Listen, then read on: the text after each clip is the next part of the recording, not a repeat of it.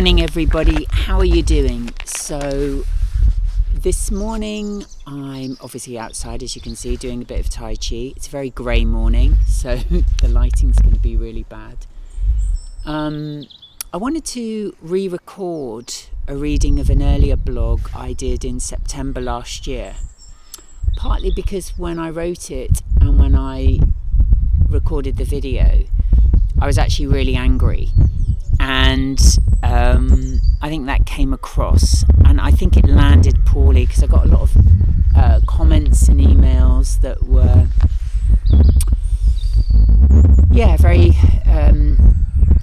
quite offended by a lot of the things I was saying. So I wanted to, in light of recent events, particularly in places like the Middle East, I wanted to reread it again and reflect on it a bit more and think about what this idea of living in a world of partial revelation actually means to how we understand the information we receive. And I just wanted to say, first of all, I'm very proud of being where I'm from. I come from a long line of Cornish people. So, my family's from the British Isles.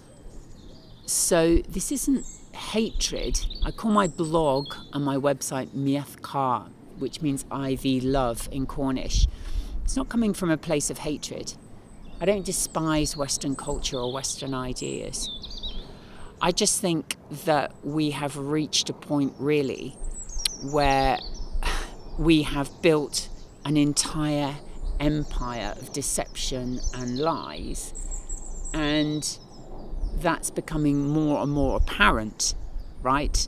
And it's really difficult when you've been like me on the fringes of empire, working in refugee camps and seeing how the sausage is made in different parts of the world, to then come back and really just see people that I've known my whole life like capitulating to this for, really disappointing reasons. Like, I spoke to former colleagues in the media industry in London, and they're quite happy to not report things factually for a mortgage or to keep their kids at a school, private school or whatever.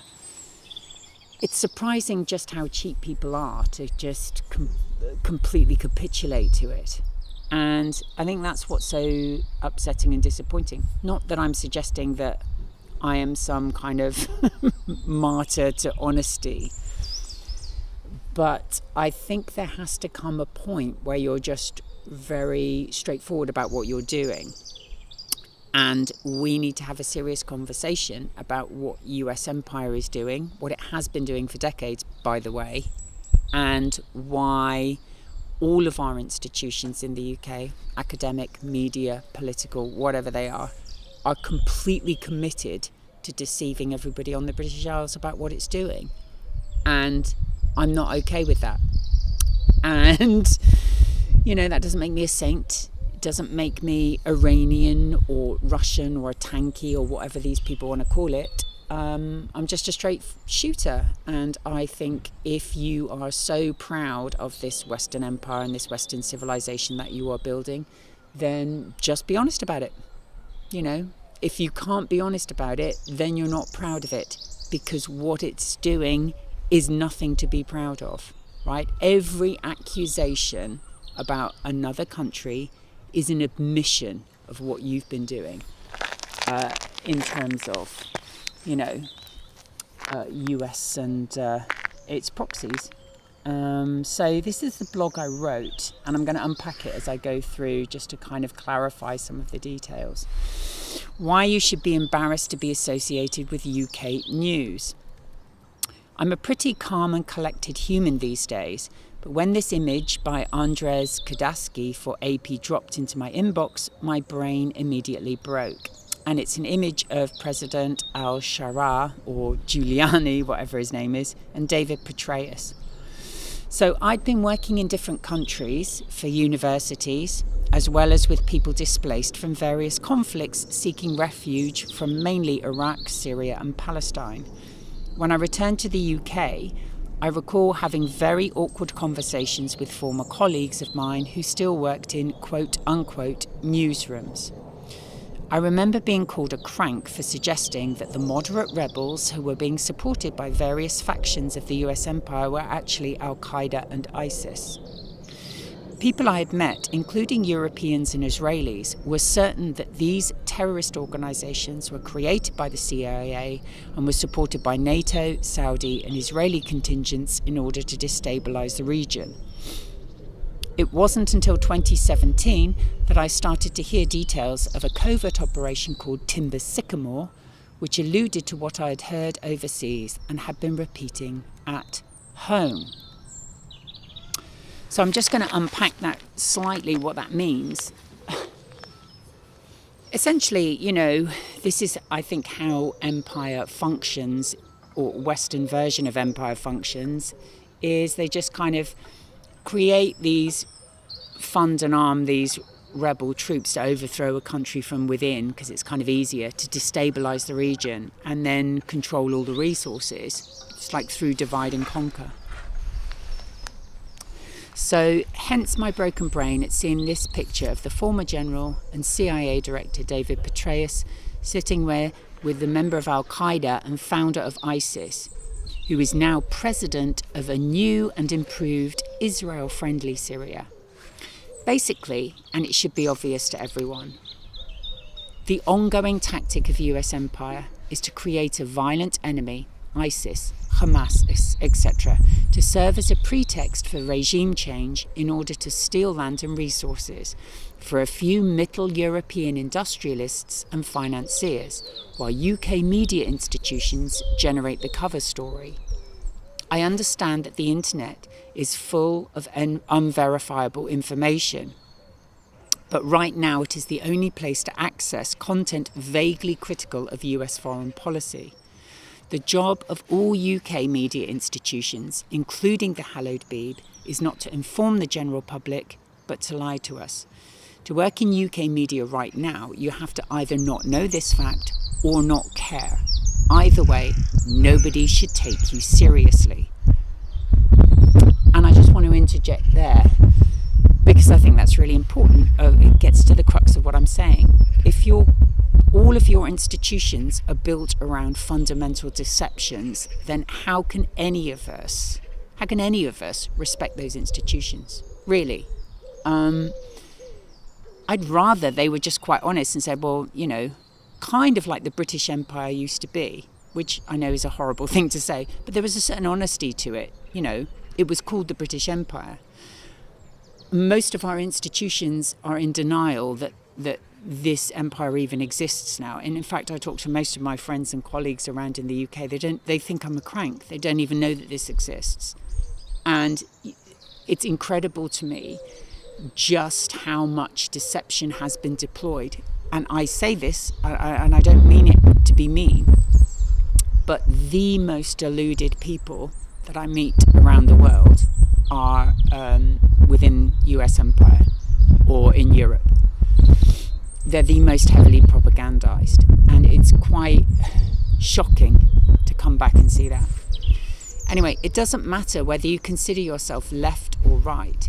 When it comes to trying to discuss anything of real political substance in the UK, most of the time you are arguing over vapour. I generally keep my mouth shut in most social situations these days. However, the propaganda is so pervasive, it's impossible to avoid, even though I don't have a TV or buy newspapers. I go to the gym and 6 music is playing, and it's giving 6 bullshit headlines every hour. And I think to myself, why on earth would an edgy music artist or DJ want to be associated with any of this?